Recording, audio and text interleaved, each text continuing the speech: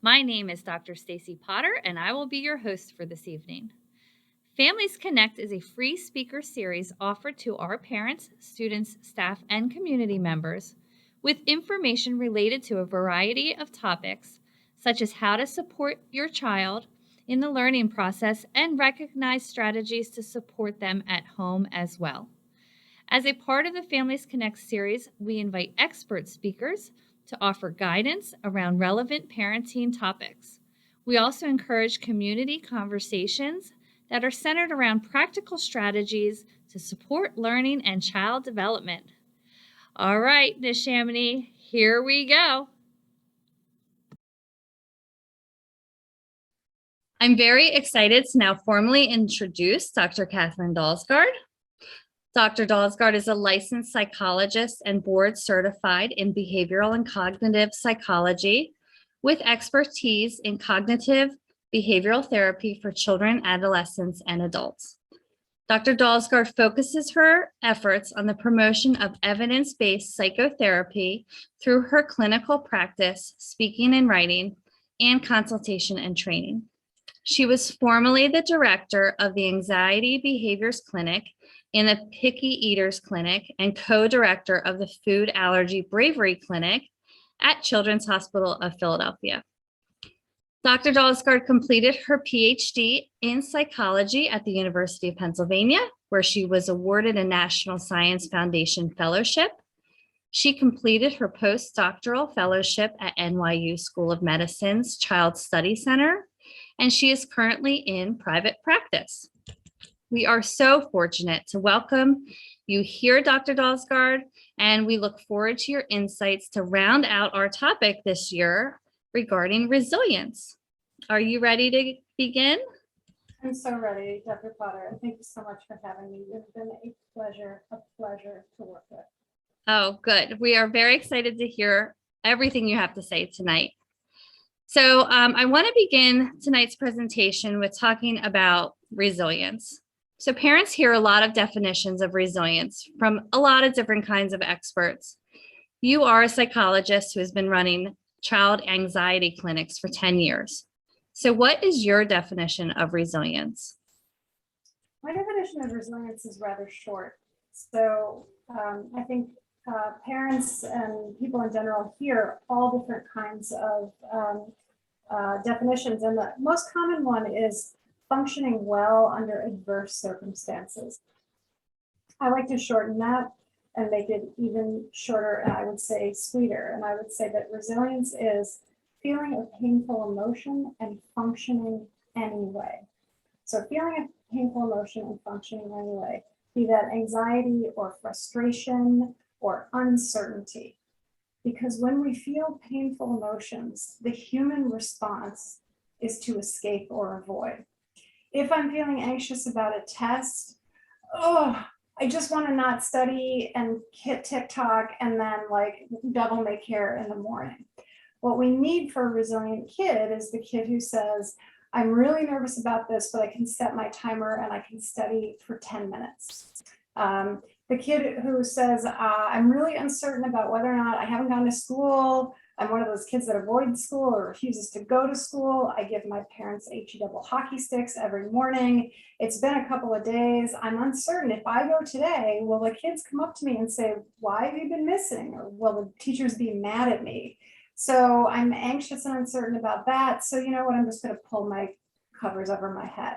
What we need is the kid who is resilient, who feels that painful emotion, and it is truly painful. We may be frustrated with the child, like, look, dude, you got to go to school. But for the kid, it's really painful. And we want that kid to be able to say, all right, look, I'm going to get myself into the building and see how it goes. The best thing for me is to get myself there. I don't have to do it perfectly. So feeling painful emotions and functioning anyway. And I think what's embedded in that is that when we are feeling painful emotions, we don't have to function perfectly. So I think many people get resilience confused with perfection, that when we are faced with adverse circumstances, we need to act perfectly because that's what being a hero is. And in fact, resilience is functioning well enough, any kind of functioning. So in the example before, it was the kid who says, look, I can not study at all and just hop on TikTok, or I can set my timer for 10 minutes and I can tolerate the agony, the anxiety of looking and reviewing my notes and knowing I'm not going to be prepared tomorrow, but at least I'm 10 minutes more prepared than I was in the past. So again, it's functioning despite a painful emotion, not perfectly. Now, the reason that I have that as my working definition is, I have been running anxiety clinics for little kids and big kids for 10 years and all different kinds of anxiety clinics. And what we know from the research about how anxiety is best treated, but also depression, where you might say that there's a prevalence of sadness or just a lack of ability to feel pleasure. The evidence-based treatment for those are what's known as approach-based treatments. So in my clinics, we don't do treatments that are not evidence-based. And for anxiety disorders, a lot of people think, the most good thing to do for an anxiety disorder, a dog phobia, a school phobia, panic disorder, agoraphobia. I don't want to leave the house because I might have a panic attack and it might be difficult for me to get to safety. Oftentimes people think that the active ingredient or the evidence-based ingredient for anxiety disorders is relaxation training or meditation or recognizing your catastrophic cognitions, and then kind of using Socratic methods to come up with more realistic appraisals of the actual risk of the situation. And those are all good things for people to learn how to do, including kids, although little kids have a hard time with the recognizing catastrophic cognitions because they have a hard time with meta thinking, right? Thinking about their own thinking. That requires abstract thinking, and from a Piagetian standpoint, that's around age 11, formal operations. I'm saying that for all of your parents right now that did work psychology majors in undergrad. They're thinking, you're right, Piaget did say that. 11 is formal operations. All right. So to get back to why I think resilience is functioning despite a painful emotion, not perfectly. And it is because we know from the research that the most active ingredient, evidence-based, scientifically based ingredient in treatment for anxiety disorders is something called exposure. And exposure is being exposed to the thing that you are avoiding in a gradual, systematic way so that you have a corrective learned experience of either learned safety.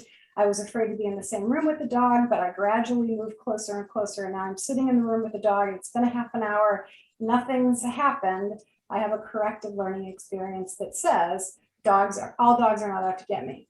But I also have the corrective learning experience that says I was really anxious and I was able to function despite being anxious, and it wasn't as bad as I thought. Now, the same thing is the case for depression. A highly evidence-based treatment for depression is something known as behavioral activation.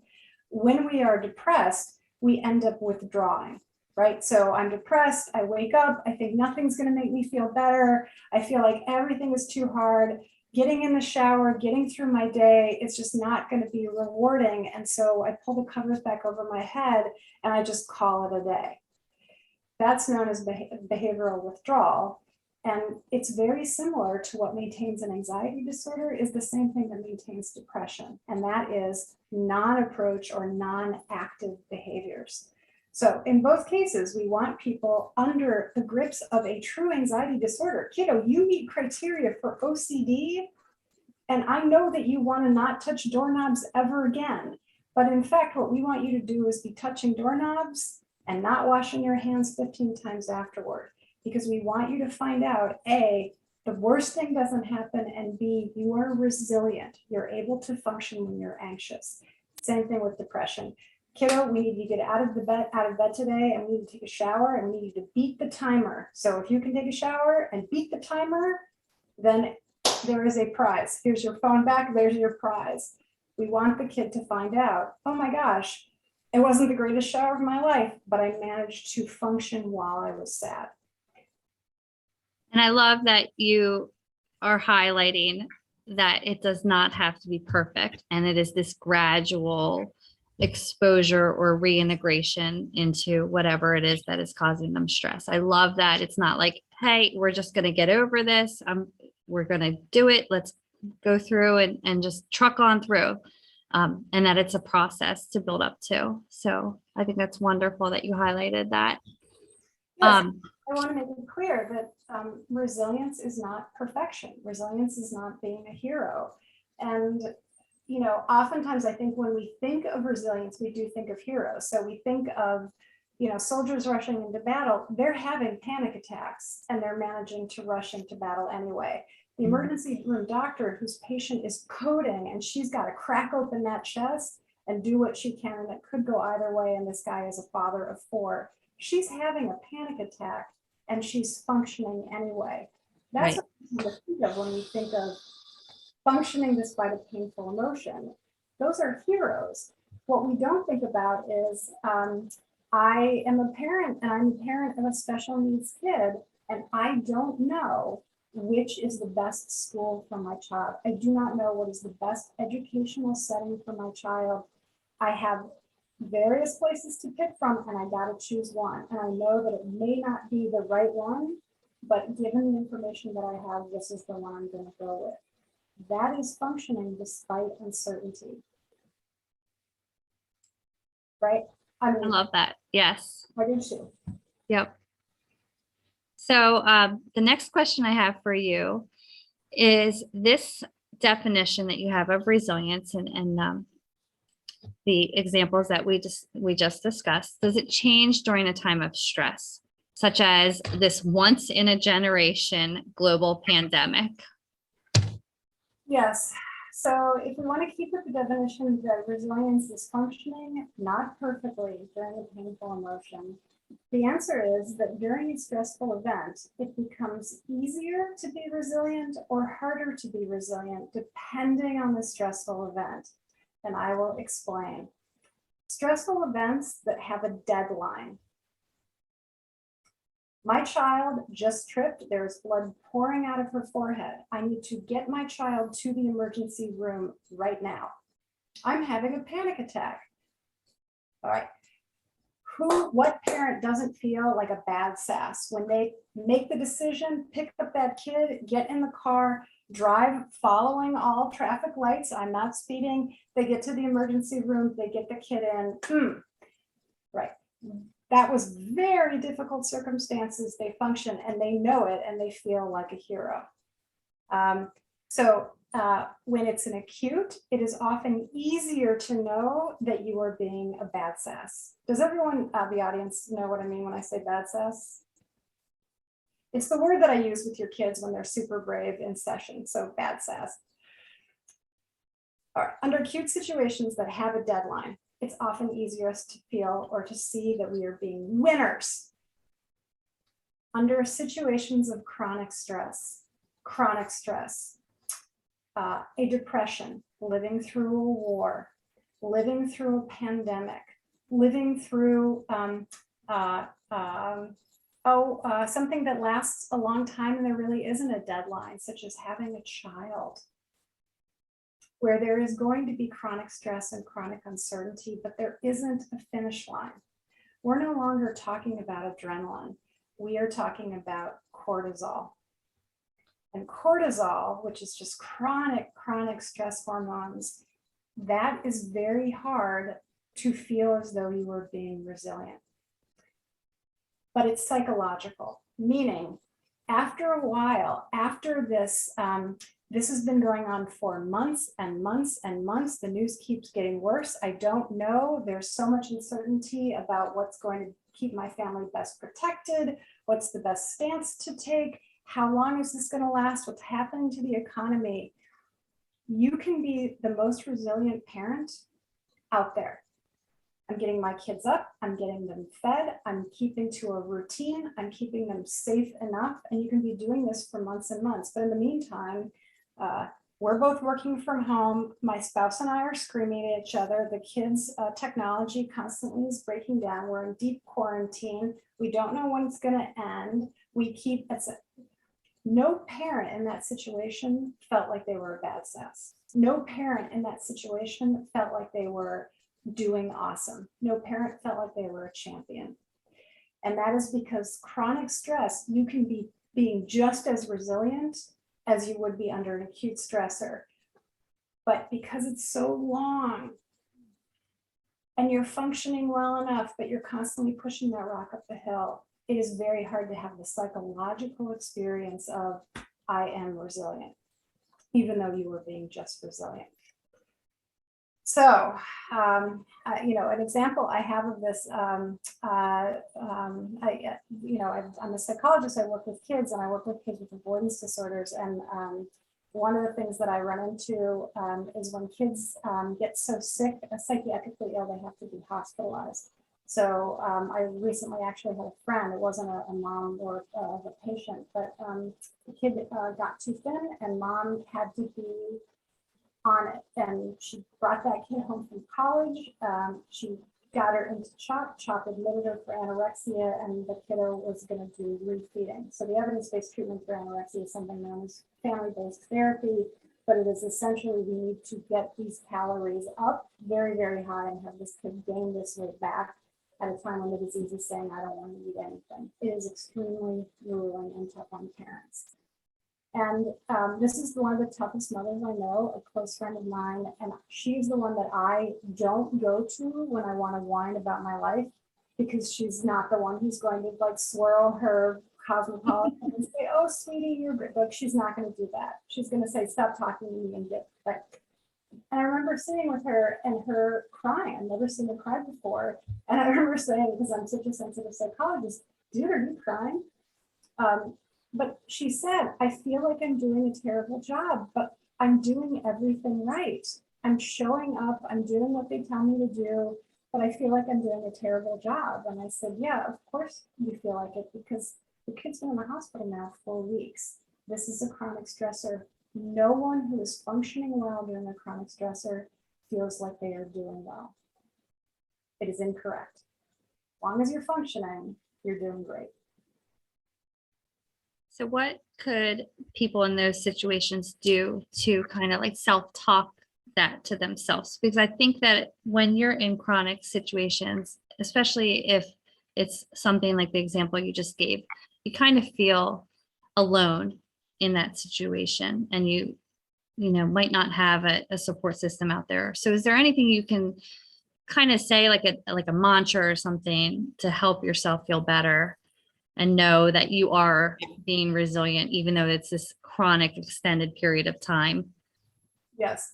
So let's talk specifically about the COVID pandemic, because we're still in the new abnormal. Everyone calls it the new normal. And I think, what is this new normal? It's the new abnormal. I don't think. And under circumstances of chronic stress, so I got so many questions in the last 2 years about what is the single best thing I can do to manage this chronic stress? What is the single best thing I can do to nurture mental health in my children, to maintain my own mental health, because the world seems upside down?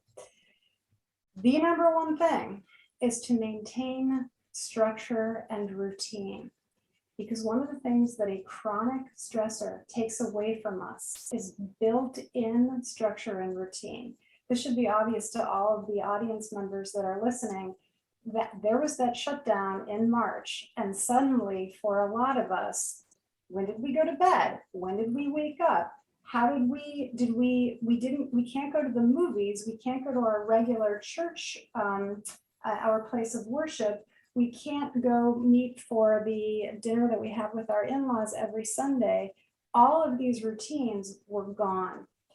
And the people who did best during the pandemic were those that kept as best as they could to a routine, even if it was an arbitrary routine. So there's a lot of Instagram psychologists out there. And, I was liking all the Instagram psychologists that were saying, get up and make your bed. Get up and make your bed.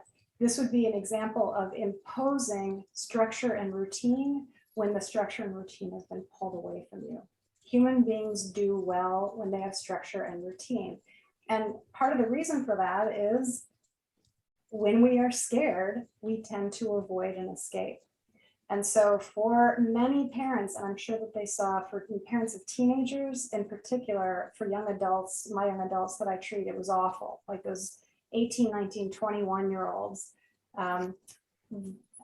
there suddenly was no structure and no routine because I'm anxious and that makes me want to avoid. And so I'm going to retreat to social media, TikTok, watching TV, staying up late, letting my sleep go, not having specific meal times, and just not having a plan.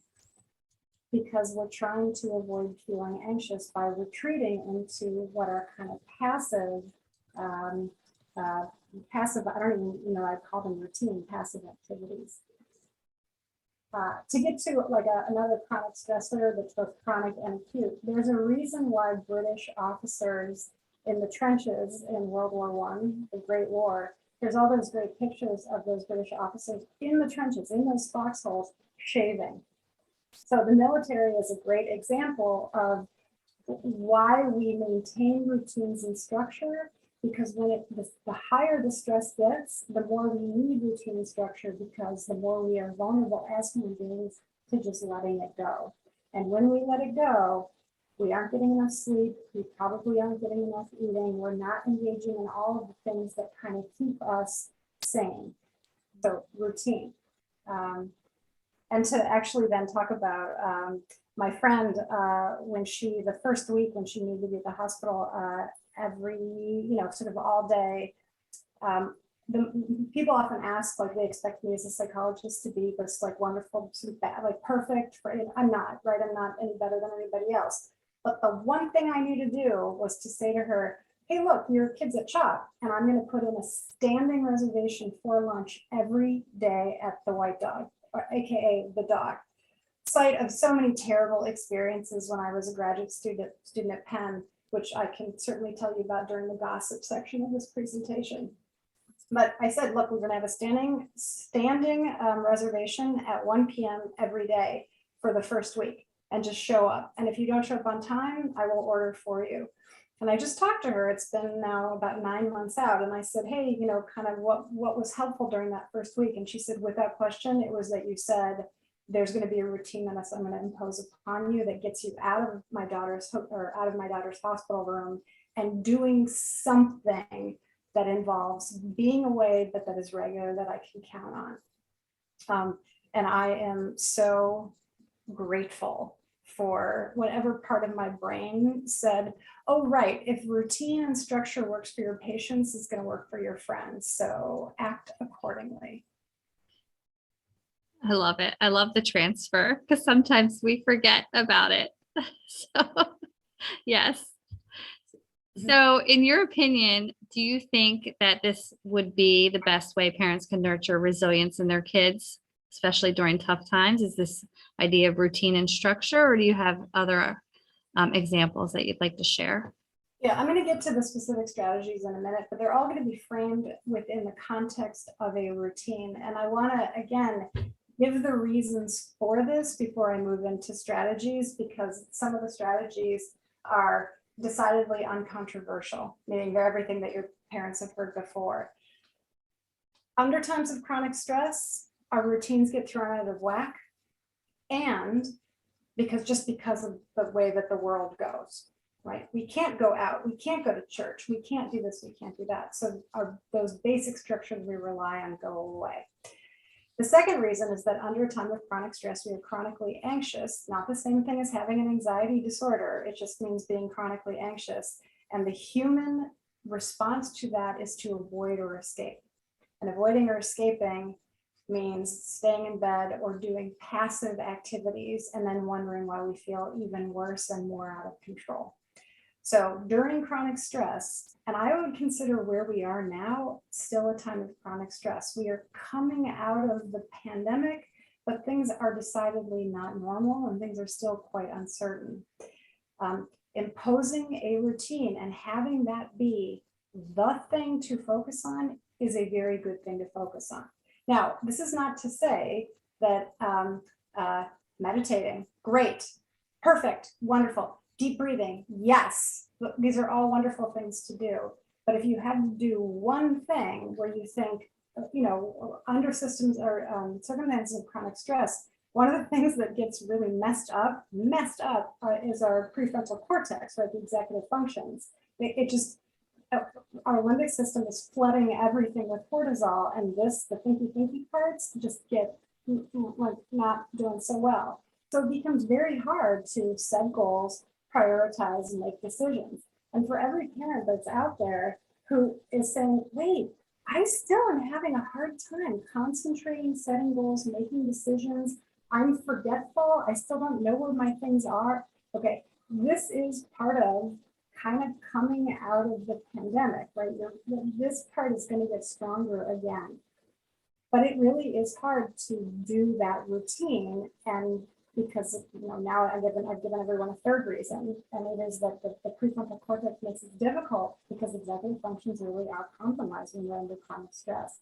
And therefore, imposing a routine is going to be the safest option. It's not going to be perfect. There are other things that are good, but I would say if you had to pick one thing to do right, it would be that. And so I did a lot of time when I was doing psychology, doing therapy during the pandemic, which was crazy. I went from seeing 20 patients a week in an office to being on video, seeing into their homes, and everyone was so stressed out. And I did a lot of let's stop for a moment and let's make sure that you have good routines. And if the best routine you can come up with your family is 3 meals a day at this particular time and bedtime, you are ahead of the game. You are earning an A+ in Pandemic 101 because you have imposed a routine, and those families tend to do well. Right. And I think that when you think about executive functioning, that's also the organizational skills. So having that routine helps to support being organized as well. So I love that. Thank you. Yep. Routines are a shortcut. Routines are a way of getting around poor executive functioning. If something becomes a habit, you don't have to think. You don't have to prioritize anymore. Yes. As Aristotle said, quiz, who said this? I already gave it. So what is mental health? Mental health is good behavioral habits. 3,500 years ago, right? The original empiricist, the original behavioral therapist, my hero, Aristotle, he wasn't wrong. That's really fascinating. I just want to take a moment and just remind people, if you do have questions, please type them into the Q&A section. We do not have the opportunity for people to raise their hand and ask questions right at this moment, but if you type them in, I'll try to address them throughout the evening's event. So please know that the Q&A section at the bottom of your screen is a place you can type in things if you'd like some more information. So moving along, let's talk about some of the most scientifically backed strategies for nurturing resilience. So I'll just take it away. Yeah, okay. I'm going to give you the big four, or the Mount Rushmore of nurturing resilience strategies for parents. These are good during chronic stress, needed more than ever. They're also just generally good. You cannot go wrong with these particular strategies. And I promised earlier to be boring with parents and to say things that they've already heard. But you're going to hear 75, they're going to hear 50 ways to leave your lever and 55 how to be resilient. And I'm going to say, look, here are the four that seem to soak up the most variance in human mental health functioning, meaning the Mount Rushmores. You can visit the Liberty Bells. You can visit the Golden Gates, but these are the Mount Rushmores, and I think that they deserve just like a visit. So here we go, Washington, the Washington of resilience strategies. You want your kid to be resilient, you want to be resilient, you want to be able to function, not perfectly, during a painful emotion. Number one, exercise, regular exercise. People are shocked when I say this as a psychologist because they expect me to say some kind of therapy thing. The truth of the matter is exercise is as effective as some of the major evidence-based therapies out there. Exercise seems to work well as cognitive behavioral therapy or interpersonal psychotherapy, which is the psychodynamic psychotherapy for depression. There's good evidence that it works just as well or nearly as well for anxiety disorders as well. So A, it is an evidence-backed treatment for mental health disorders. Exercise also is a guaranteed positive mood induction. So when I give talks live, I will say to everyone that is there, how hard is it to get yourself to exercise when you don't want to? This is in itself a resilience exercise, which is, I don't want to do it. And then you need to function. Okay, so I'm not going to go for that 45-minute run. I'm going to go for that 20-minute texting Tuesday, that I do texting Tuesday, which is I'm on a treadmill and I will text for 20 minutes while I walk quickly. Texting Tuesday, I think it counts as exercise and it's sort of part of my routine. So I'm not going to go run for 45 minutes, but I'm going to go do texting Tuesdays, or I'm going to do 12 minutes of a high intensity, whatever it is. It doesn't have to be perfect. I've said to parents, when you get yourself to exercise, have you ever regretted it? Raise your hand if you've ever regretted it. And of course, no one raises their hand because everyone knows, once I've exercised, I feel better. There is nothing, I think nothing in human experience that is a more guaranteed positive mood inducer than exercise. Number 3, exercise seems to regulate our serotonin. So it's easier to have even moods if your serotonin is regulated. Many of us will take Prozac or Zoloft or any of the SSRIs to regulate serotonin, and that is great. I'm extremely pro medication. These are safe medications. But another thing that does it appears to be exercise. Exercise is also something where you get to practice being resilient. I didn't want to do it, and then I did it, and I had a corrective learning experience. Finally, it's good for the body. And finally, it helps you to sleep more.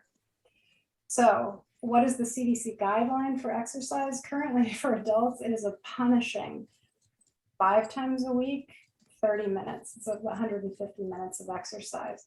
You don't have to do 150 minutes of exercise. You can do 10 minutes a day. But exercise is incredibly useful in keeping people resilient. And any parent who's sitting and thinking, yeah, my kid goes to travel soccer 5 days a week, so we've got the exercise covered for that kiddo.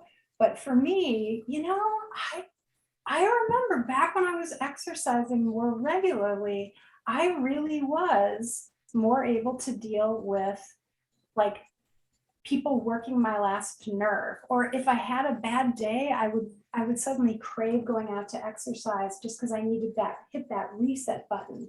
When I was exercising regularly, I really was more resilient.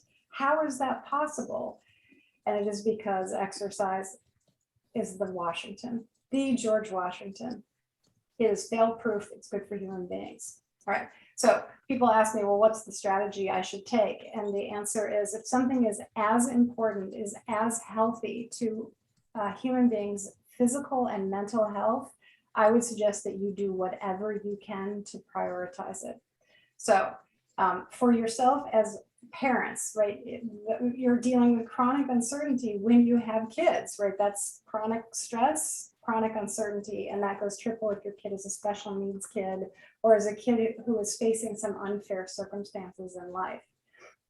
What should you do? Make exercise as easy as you possibly can. Throw money at the problem if you have it. It's easy to get out of the habit of exercising, but if you can do anything to make it easier. So if you've got $3,000, buy the Peloton. Like, don't be a hero. You don't have to go out for a run in the middle of the freezing cold. That's for the experts, right? Buy the subscription and just make it as easy as possible.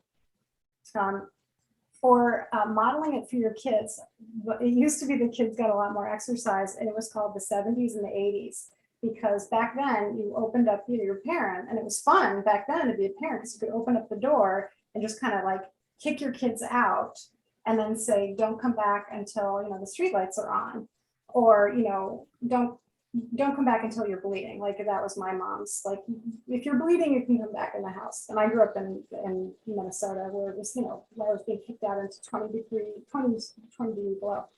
So we got a lot more exercise. I get a lot of questions from parents now.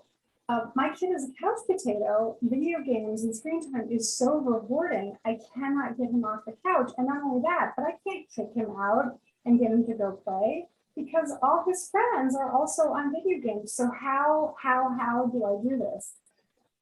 And I would say, well, I'm going to get to this, and I think a future question you're going to ask me, but you are allowed as a parent to pose limits and expectations on healthy behaviors for your kid.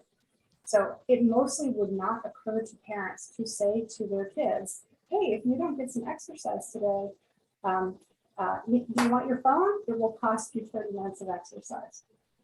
Parents recoil at that, but parents do that kind of thing all the time. So you have to brush your teeth because that's healthy. You have to go to bed on time because that's healthy. If parents knew the evidence, like the just strong evidence, true evidence on what exercise does for kids. And by the way, I'm no evangelist for exercise.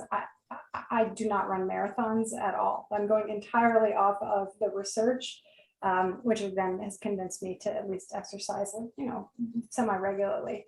But if parents knew that, they would feel a lot more empowered to say to their kids, this is a healthy behavior. This is going to dramatically up your ability to be resilient, to be mentally healthy. Yep, I'm going to make it worth your while. The third suggestion I would give to parents is, since you can't control your kids' behavior, you can only control your own. You can also model it. So the single best thing that you can do to help your kids is to love them. The second best thing you can do is to model the behavior that you want to see. If your kid sees you as someone who prioritizes exercise because it is good for mental health, that is better. That is not nothing. You want number 2? You want the Jefferson? Sure. Yeah, absolutely. Okay, so the Jefferson on the one size fits all, this is going to dramatically increase resilience and just nurture mental health, is sleep. Sleep has been getting a lot of news recently because a lot of school districts are turning back, delaying their school start times for teens and tweens, just to kind of fit better with their biology. And I can talk about that if people are interested. But here we go. Your elementary school kids on average need 10 or 11 hours of sleep a night. Your tweens and teens on average need about 9.2 hours of sleep a night. You as an adult on average need 8 hours a night. You may be a unicorn. You may be a zebra, not a horse. You may be one of those people who can get by on 6.5 hours of sleep. I'm a 7.5. I'm refreshed after 7.5. Your child may be one of those kids that can get by on 8 hours, your teen can get by on 8 hours of sleep. But average is average, and that means the vast majority of us are average, which means the chances of you, adult, who's listening to me, like being a 6.5 and thinking that you are functioning well is crazy, because it, like, you're not paying attention to the bell curve. More likely than not, you are an 8. And you might be a 9 adult. Same thing with your kids.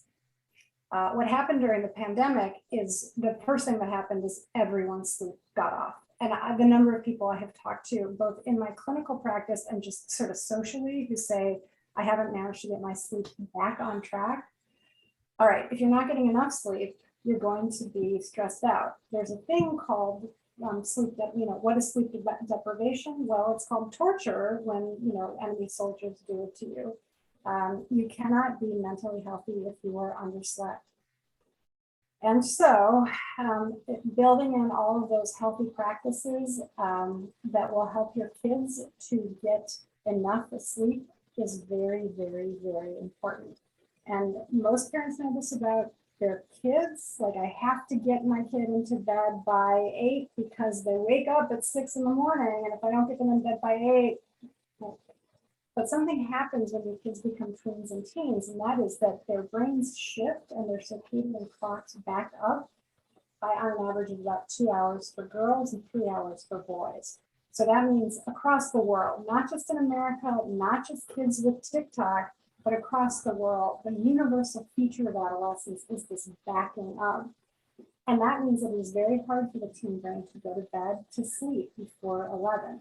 Well, we as grown-ups, we've set the workday to match our circadian clock. So we're going to bed at 10:30. Our kids stay up past us. One of the best things you can do for your tweens and teens is to set a bedtime. Set a bedtime, because there's something about it's sort of hands off. So having a set bedtime, it doesn't mean your kid is going to follow it, but at least it's a policy and it makes it more likely. So setting expectations. You are allowed as a parent to shut down the internet at a certain time. Yep, your kid is not going to die. They will yell at you and say they can't get their homework done. They shouldn't be doing their homework at 11 o'clock at night. Personally, I'd rather have my kid fail than get depressed and anxious because they are sleep deprived. So you are the parent, you are allowed to shut down the internet. Now, of course, by the time they're teens, they have burner phones. They know how to go to and buy burner phones like they're in Breaking Bad or The Wire or something, but you are allowed to do that as well. You are absolutely positively, as a parent, allowed to do whatever you can to prioritize this medicine, because our teens are not doing well in America. They are depressed, they are anxious, they are suicidal. The suicide rate is increasing, and we as grown-ups complain about this, and we also complain about how they're erratic and how they are just make terrible choices and all of those things. And some of that is developmental, right? Teens make terrible choices. They're all limbic, and they don't have they have less of this than they think they do, but their limbic system is all revved up. So they've got, Larry Steinberg says they've got all the gas and none of the brakes. However, oh man, I still have like the COVID fog. I just forgot what I was saying, but I was drumming up to a really good point. Oh, as parent, you are allowed to do whatever it takes to get your kid to sleep better, because it is such a powerful mental health inducer.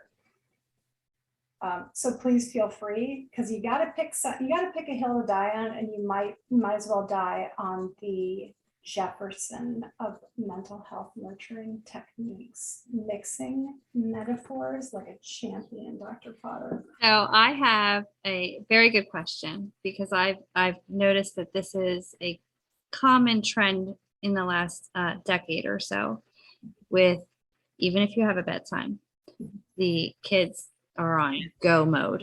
They wake up, go, come home, do your homework real quick, go to sports, come eat dinner, play video games, whatever.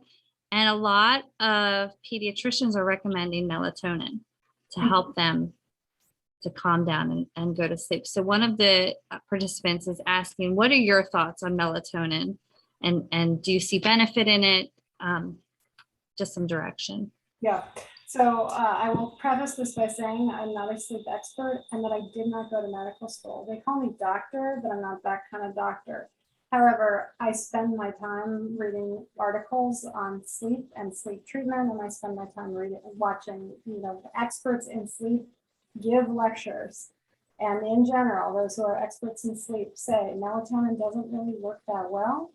They don't tend to give it as a treatment for sleep problems. And in fact, when it is typically given, it's before an international flight to kind of move back a circadian clock temporarily. Among my psychiatrist friends, they pshaw and they tend to say melatonin, we use it to treat poor sleep hygiene. So melatonin is a medication. It doesn't seem to work that well. And so in general, I am not a big fan, because I'm a fan of course, I'm a fan of any kind of behavioral intervention over a medical, a pharmacological intervention. If you can, with good, Aristotle, good habits, if you have good habits, you're not going to need melatonin. But also, it doesn't appear to work for nightly sleep.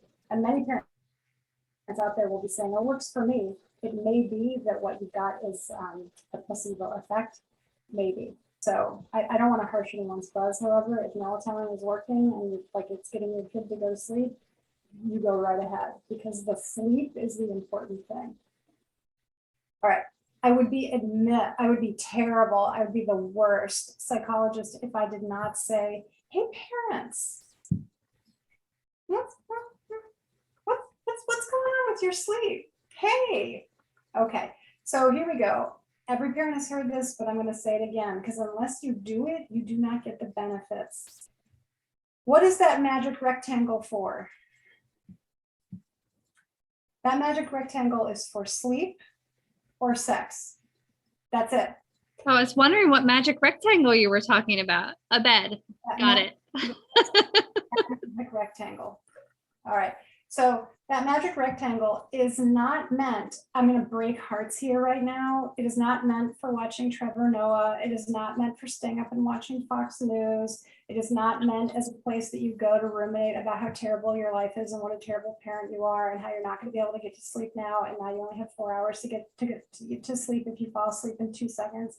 It's not the place to hang out on your phone and scroll through Facebook, or let's face it, TikTok, because TikTok is great for adults too. Come on. When we do that, we confuse our brain. And so when we get into bed, our brain literally does not know what is expected. Am I supposed to stay awake and be reading? Am I supposed to be staying awake and getting furious at what my in-laws posted on Facebook? Am I supposed to be staying awake and laughing uproariously at all of the streaming services that are offered? Or am I supposed to be winding down and going to bed? Your brain should have no confusion. So when a specialist say to you, if you're going to do something, do it out of the bed, please by all means do it outside of the bed. Because what you really, really want is when you get into bed, your brain goes, oh, I know what she wants. I know what he wants from me. And you fall asleep like a champ. You're falling asleep as you're brushing your teeth, because your brain has figured out this is followed by that magic rectangle, so I know what to do. What I hear from parents and some of my teens is, I'm tired and I'm walking towards my bed, and as soon as I get into my bed, I'm awake. And I say, oh, what they have is something known as conditioned arousal. Conditioned meaning Pavlovian conditioning, conditioned arousal, where your brain actually associates the magic rectangle with being aroused, so that you're exhausted on the couch and you walk to the bed and then whoop, and you're awake. And that means that your sleep hygiene is quite off. All right, so parents are asking, what should I do about this? Because you're describing me perfectly. Okay, think here. I think you can go for a round of cognitive behavioral therapy for insomnia, CBTI. Look up on the ABCT website, it's a group I belong to. Association of Behavioral and Cognitive Therapy, and you can find one. There's good people at Penn. But there's also this really hidden and unique online YouTube CBTI. It's a 90% effective treatment. We have so few treatments in psychology that are 90% effective. And there's this secret YouTube site where a therapist talks you through a course of CBTI, but it's a Norwegian therapist, and his name is Magnus Nordmo, Nordmo. So parents, if you're interested in finding out, can I CBTI, meaning cognitive behavioral therapy for insomnia myself? The answer is yeah, it's that good. So Magnus Nordmo and their self-help modules for sleep, for panic, for social anxiety, and for one other thing. So I would say that's one of the best places on the web. All right, whoosh. At this point, I can only hope that the audience is ready for the Lincoln. We're ready. Okay, let's hear it.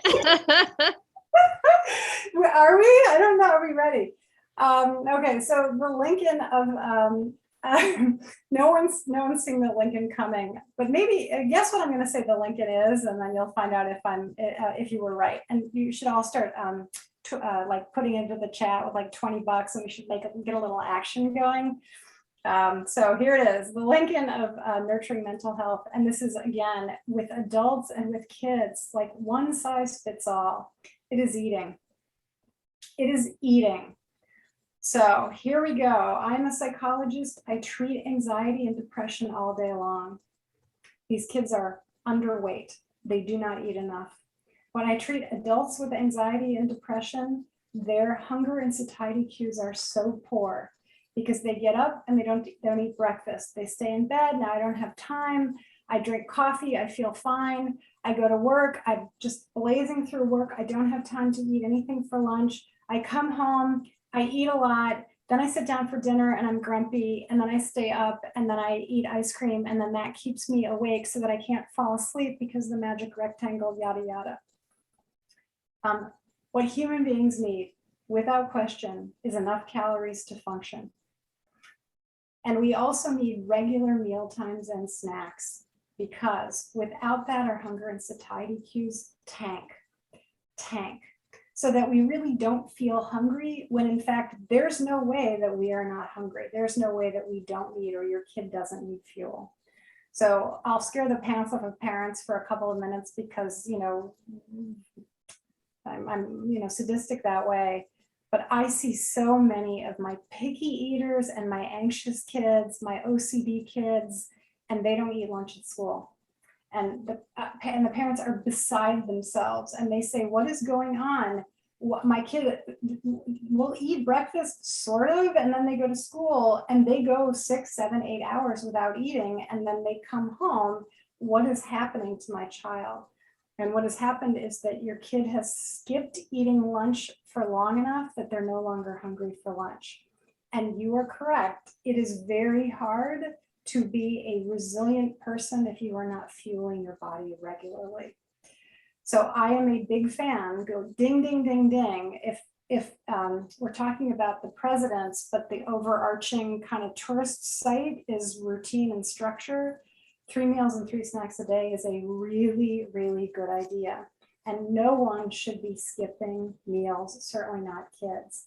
Kids need so much fuel to support not only just the basic activities of life, but their brain is developing, and that takes up an enormous amount of calories. Your teenager is like the Michael Phelps of like needing calories for brain development. And then they also need to eat enough calories such that they can support all those growth spurts. So my general rule for all of my patients is I take a look at their sleep, but I also take a look at their eating, because I'm really not worried about overeating. What I find more often is sleep cues have gotten off because of poor behavioral habits, and eating, hunger and satiety cues have gotten jacked because of poor habits. And it really does contribute to uneven moods, blowing up, doing things that you regret, and then feeling shame. It's bad news. All right. At this point, parents might be saying, oh, do I have to feed my kid healthy foods? I mean, do you have to? What is healthy? Right. I spend so much time trying to convince parents, like, your kid is underweight, they're anxious, they don't eat enough. And so at this point, any food is a healthy food. And like the ice cream, like 3 times a day ice cream is, I'm great with that. And then maybe like some ice cream for a bedtime snack, that would be cool too. I would say that calories are king, right? Food is joy, but calories are king. Please don't make yourself too crazy about, I have to have my kid get their calories via healthy foods. I think what is far more helpful is regular meals. Your kids are not allowed to skip meals. And for the most part, meals are joyous, meaning we don't get in fights around meals. We don't come drunk to the table and then fight with our spouse at meals. Meals are a time that are filled with joy, but they are regular and predictable. Yeah. And would you recommend for students that do skip lunch, and we're talking about food is the medicine, right, to help your brain work correctly. So eating a small portion of high calories, where it might not be the healthiest option, is a good way to start that process back again and get them into the habit of eating. Oh yeah, without question. Yes. So anything that's calorie dense is great. one of the problems with kids not eating lunch is that not only do they start to, in my experience, again, I'm seeing a lot of kids clinically that are kind of anxious and they all have this kind of behaviorally inhibited temperament and then they don't eat enough, etc. But one of the problems with kids not eating lunch is that quite slowly they begin to cross lines on their weight curves, meaning, your kid goes in for that well visit check and they get their weight and they should stay on their weight curve, kind of starting around age 4.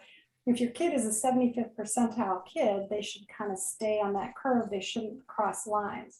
And kids can cross lines subtly without parents realizing it until it's 3 years later, not because they were losing weight, but because they weren't gaining it fast enough to maintain where they need to be on the growth chart. So calories are great because you want your kid to be there, because no brain is healthy if it's reading itself as malnourished. But the second reason is that food is joy. And there is a social skill that your kid is missing out on. And that is, when my peers are eating, I am eating.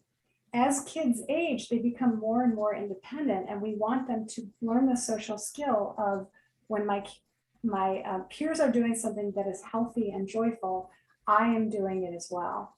And so I am a big fan of, you gotta eat lunch. And yes, you're allowed to get on your kids about their eating. Many parents feel really, the main problem I run into clinically is that when I talk about how we're going to up calories and have much more clear expectations around the routine of eating. Again, food is joy, but calories are king.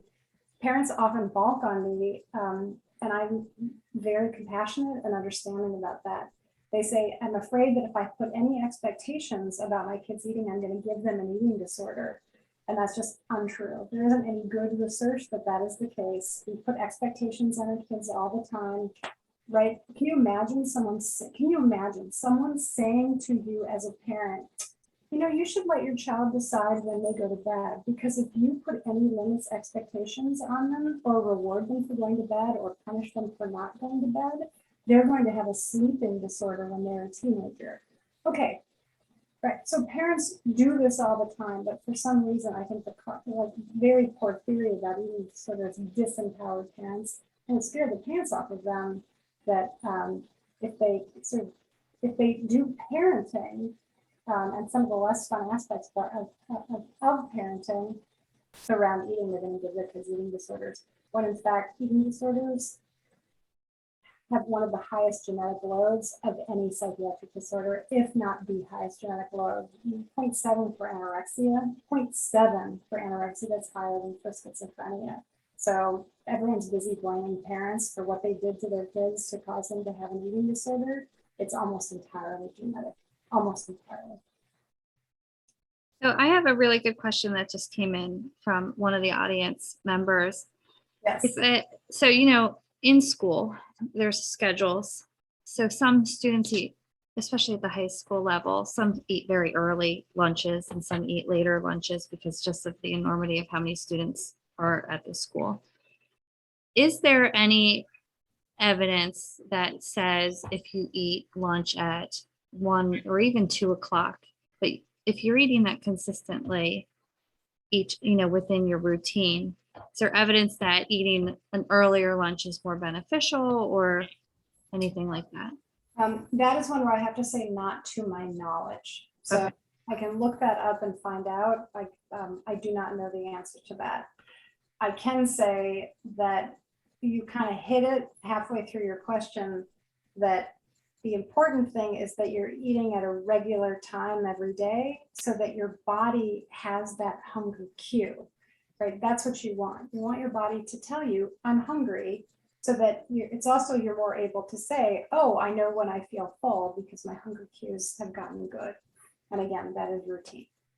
And if the routine, they just asked another question. If the routine is they wake up, eat at 6 a.m. and then it's a long stretch, 7 hours before their lunch period. Mm-hmm. I would think that teachers would be compassionate and say, bring a snack or, snack along that time. But is there any evidence that longer stretches impact people in different ways? There probably is somewhere, but again, this is one where I have to admit my lack of expertise or knowledge. Okay. The reason I was cringing, like, and you saw it, was I know the teenagers, I'm not naive. I treat kids all day long. Why is a teenager getting up at 6 a.m? Why? All right, well, when do teenage brains like to wake up? Across the world. Well, if the average is 11 and teenagers on average need 9 hours of sleep, that means 8 a.m. Teenagers across the world tend to like to wake up at 8 a.m.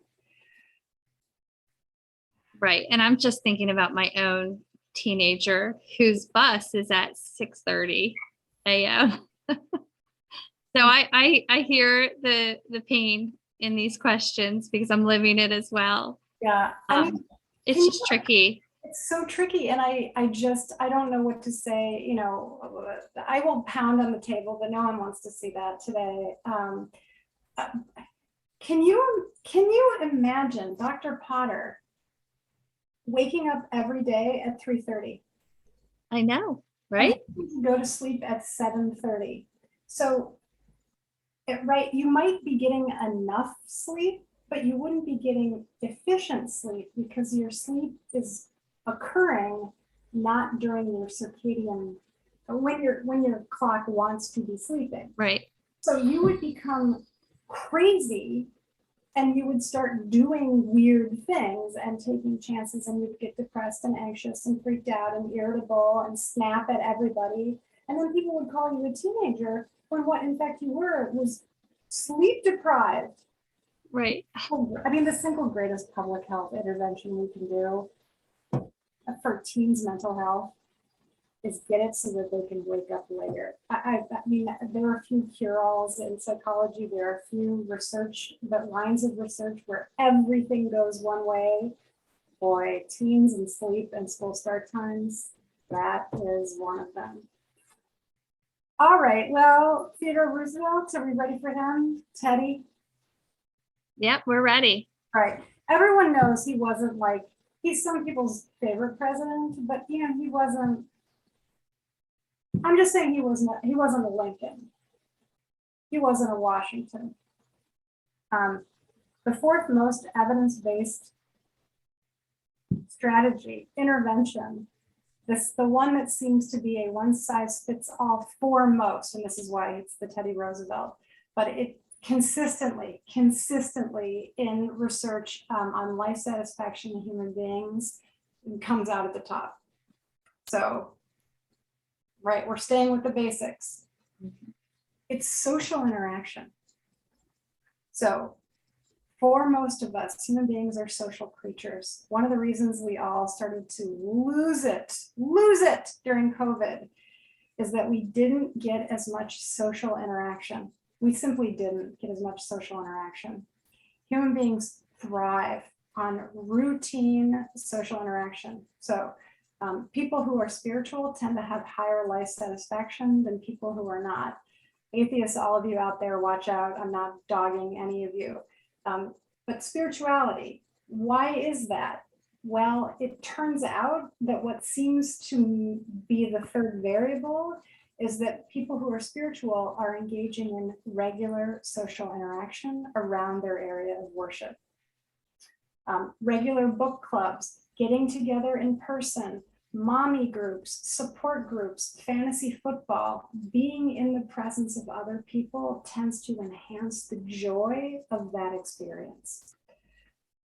So, what kind of parent are you? And by the way, when I say what kind of parent are you, I don't mean that like you personally, Dr. Potter, and nor do I mean, I'm saying to all of you, you get to be grown-ups. And I understand that you work for a living and you've got kids and everyone is overscheduled. Do you have friends? Do you meet regularly for positive shared social experiences with friends? And if the answer is no, and you're feeling kind of unhappy, Teddy Roosevelt, Teddy. All right, so now, and then think about this from the standpoint of the pandemic. So everyone think kind of what were the things that got you through the pandemic just as a grown-up? And it was probably, oh, we started to have a weekly Zoom call. Or in my case, I belonged to 4 book clubs, and those saved my life during the pandemic, because I had to read a book, which meant accomplishing something and making my brain a more interesting place to be. But then I had to be on that book club, actually once a week, because I belong to 4. Not bragging, it's really crazy. I need to drop one. I need to be 3. 3 is enough. 3 is enough.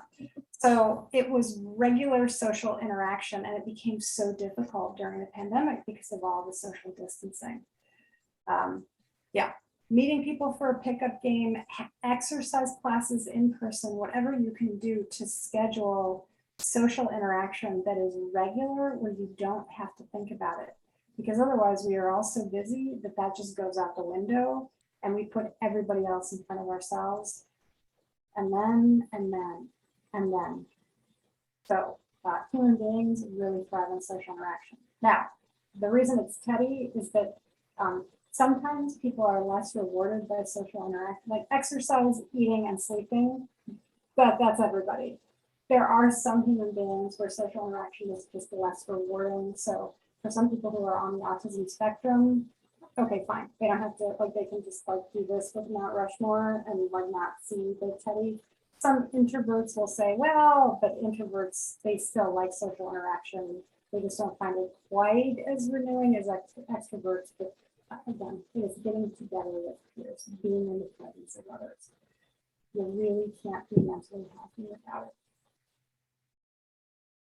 Wow, that was a really long answer. But I love that, because it leads into the next question, because it seems as, children are developing, and as they get older and into the teen years, they want to be less social with, the family, and they want to be in their rooms, and they want to be on social media, and that's their answer. I'm on Xbox with my friends. This is how we hang out, kind of answer. So how do you get your kids to do social things when they want to be alone? Or is that something that's developmentally appropriate for teenagers? Yeah. Okay. So this brings us to what are appropriate expectations for parents to have? And if you're going to go after the big 4, so if there's one thing that I'm doing right as a parent and as a grown up, I'm doing the big 4, right? I should be meditating, but I'm doing the big 4. How is it that you get your kid to do anything? How is it that you get your kid off the couch to be active? Like, come on, kids, we're all going for a walk on Sunday, and that's our new routine. Not every parent can afford, like every vacation is an active vacation, although I would strongly recommend that as well. If you're made of money, or even if you're not. Okay, so, but you asked the question about teenagers, and what do we do about social interactions with teenagers? All right, here we go. What's developmentally appropriate? For teens, they are extremely social, and their brains get really, really revved up for social reward. This is why teens make terrible choices when they are with their friends, more so when they are not. Their brains are very reward sensitive, but in particular, social reward sensitive. We yell at them for just what were you thinking? But in fact, that's actually developmentally appropriate for teenagers. And again, given that they're still developing this, but there aren't great connections between the limbic system and the prefrontal cortex, they don't have a lot inhibiting them when they're with their friends. So that's when they tend to make the most mistakes. It is the case that social media or video games is a social activity for tweens and teens. It counts. I know that it feels weird to the rest of us. However, that golden unicorn is out of the barn. We are not going to make it go away. Right, it's gone. So it does count as a social activity. When does it become problematic? And it becomes problematic when it's too much. Parents are saying, what's too much? Is 5 minutes too much? Is 3 hours too much? The data is not there. So I'm about to give a talk for New Jersey American Academy of Pediatrics. Well, it looks like you froze. On screen time and social media use and what the research actually says. We'll just give a minute to see if her screen resets itself. That's about social media. And there isn't a good sense of social media is, where did I cut off? So it cut off where you were talking about giving a talk in New Jersey. Yeah. So maybe a talk in New Jersey for a bunch of pediatricians on social media, what the research actually says. So I'm all fresh with regard to, like the 2022 review articles. And it turns out I want to give some reassurance to parents that it appears as though some social media, some screen time is better than no screen time for your kids' mental health. There isn't good evidence for this, but of the good review studies that have been done, the highest quality ones, it does appear it's around 2 hours, but that's on average, and that's outside of school. That's sort of purely pleasure screen time use. Seems to be the way to go, but again, that's a moving target. But what I want to say to parents is all social media bad? No. Is it making all teenage girls depressed and suicidal, particularly Instagram? That was not good research. There's a great article in the New York Times by, I think, Larry Steinberg, a local Temple, I think it was Larry Steinberg, entitled, "Is Instagram Really Bad for Girls? The Truth Is We Don't Know," which they can look up. It wasn't great research. So is social media making our kids depressed? No, probably more likely is lack of sleep and lack of exercise, because the problem with too much screen time is when it begins to impinge on the other things that are healthier than screen time. And that would be, there you have it. Yeah. Eating, exercise. All right. So I have parents, just so all of the parents listening know, I have parents in my practice that shut down the internet. I have parents in my practice, right? This internet just goes out. I have parents in my practice that collect all of the phones and put them in a locked box, like it's the safe, before they go to bed. I have parents that do not turn on their kid's phone until their kid has done their homework, taken a picture of it, and texted it to the parent, and then the parent will unlock the internet. It is okay to put limits around the internet. It is also a really great idea, if you are a parent, to model good internet usage. Are you on TikTok? Do you scroll past the person that says, "Oh, go to bed," and you scroll? That means you've been on TikTok too long, right? Are you not? Okay, so yeah, modeling good internet use. You can't control what your kids do. You can't control their behavior, but you can control your own. And if you are happy, the happier you are, the healthier you are, the more mentally resilient you are, the better mental habits you have and model, it's much more likely, it's no guarantee, but it is much more likely that your kids will follow suit. And you are playing the odds.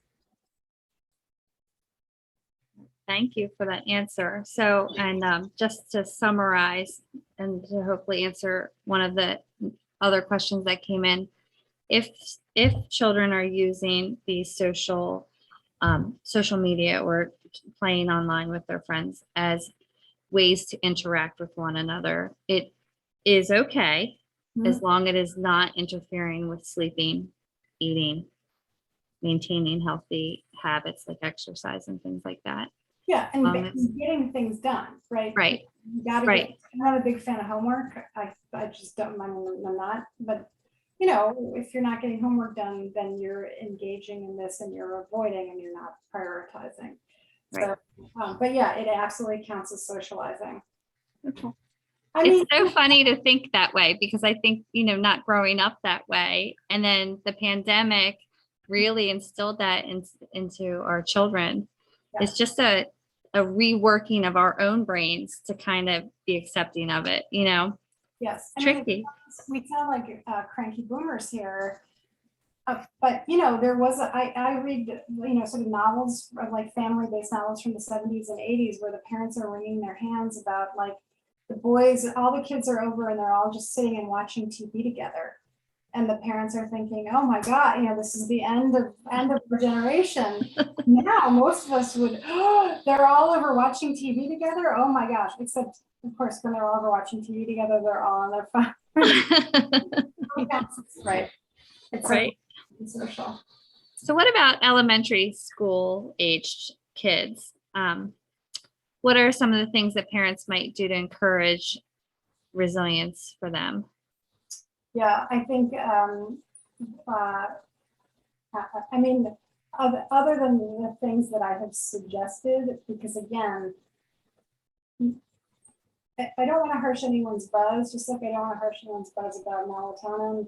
I don't want to harsh anyone's buzz about, in our family, we really do like to meditate together. Great. But I didn't put it on the big four because I wanted to do one size fits all, has the most evidence base behind it as being, So I'm actually going to then go back to the big four and say to parents, you have to make thousands of decisions a day about what is best for your child. And at a certain point, you're going to have to decide which of the hills you're going to die on, where you are going to say, this is something that I care about and I'm going to follow up on. And this is the stuff that I'm going to let go by the wayside. So among my people, the Scandinavians, you're allowed to swear in front of your children, right? And your children are allowed to swear in front of you. It's okay if your 8-year-old says, I want to say it here. We're willing to let that one go. We are not willing to let go skipping a meal. Nope, period. You're not allowed to skip a meal. I don't care if you're in your bedroom and you're studying, you have to come downstairs and you have to eat. Done.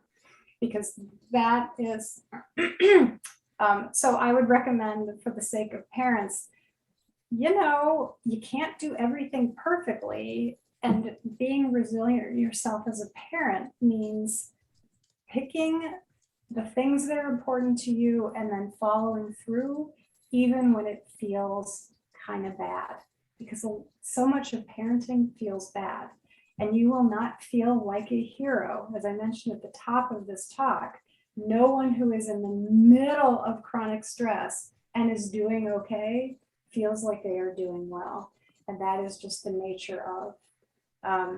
So I think also getting some support from others that will say to you, hey, if your kids are getting into bed and if you are trying to create opportunities for your kids to develop healthy habits, and if you as a parent are putting as much effort as you can into developing your own healthy habits so that you are modeling those for the kids, you are being incredibly resilient, because it is so hard to do those things in our 24/7 culture. Yes, 24/7. Is that what we call it these days? I feel like it should be 34/8. How many hours of sleep do you need on average, Dr. Potter? I am pretty good. I do average about 9 hours. Yeah. But the thing I think a lot of people might feel if they, I might be speaking from, out of turn, but I do feel like even with 9 hours of sleep, a lot of us wake up exhausted. Yeah. So it's a little bit hard to buy into, I need 9 hours of sleep, but I really feel like I need 15, but I'm really getting 6. You know what I mean? Yeah. I first off, I would like to congratulate you and praise you like you should be praised for admitting in front of God and everybody that you're 9 hours, because I have never met an adult that says I'm a 9 hours. Never. Yeah. So look at you. B, Dr. Potter, why is it that you're getting 9 hours of sleep a night and you're exhausted?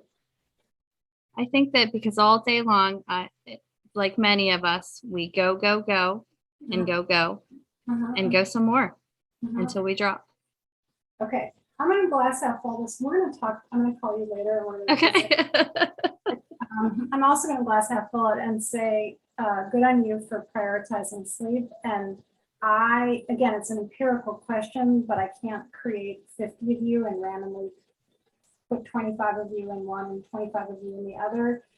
But imagine how exhausted you'd be if you only got 6 hours of sleep a night. That is true. Yeah. Ooh. Okay. But I mean, again, it's an empirical question, I suppose. Again, if I could clone you 50 times and then throw, and do nice cells, like maybe 12 per cell, and then have, kind of 9, 10. What if you're a 10? Yeah. I don't know. I don't think I've ever met anyone that's a 10. Ooh, but you could be an outlier. All right. So yeah, a 10, a 9, an 8, and a 7, and then see who does best. Now I want to do that study. So yay for more research. Exactly. Tell that to the Annals of Allergy and Immunology who are waiting for a paper from me. Okay.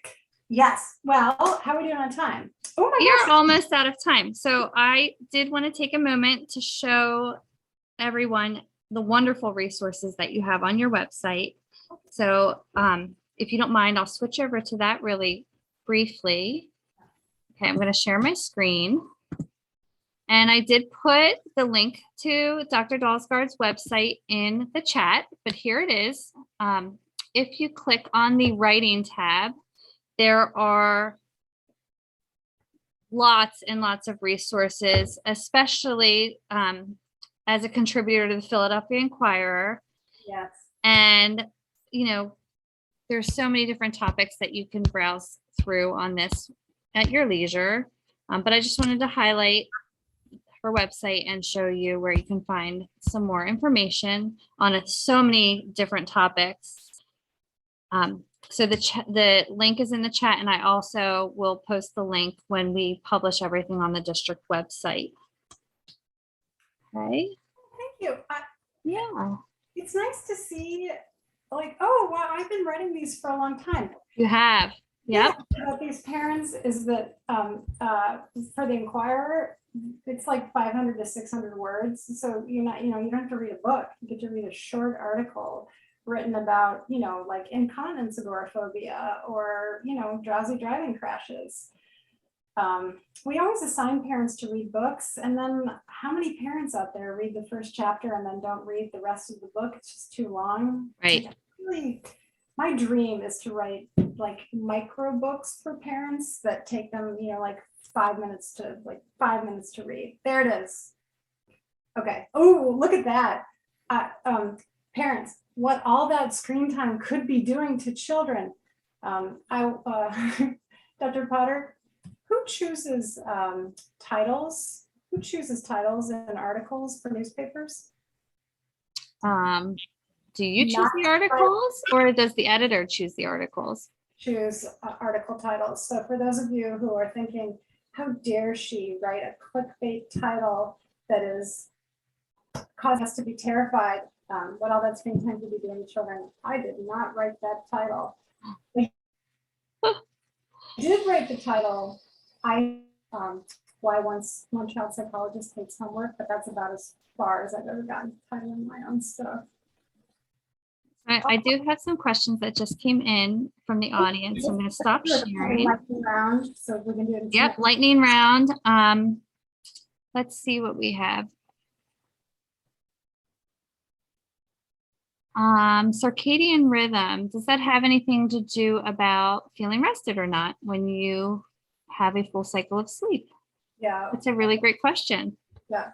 So I gave the bare bones about kind of circadian clock and melatonin secretion. It's a little bit more complicated than that. But in general, most of us have a chronotype, and that would be an eveningness chronotype or a morningness chronotype, where those lucky people that go to bed at, sort of 9:30 and then they wake up at 4:30 and then they start running. Those people have a morningness chronotype. They're called the morning larks. If you have a kid that has a morningness chronotype, man, you are lucky, because that is the kid that's going to be able to wake up and go to school and not be sleeping much. And then there's the eveningness chronotype. But here's the scoop.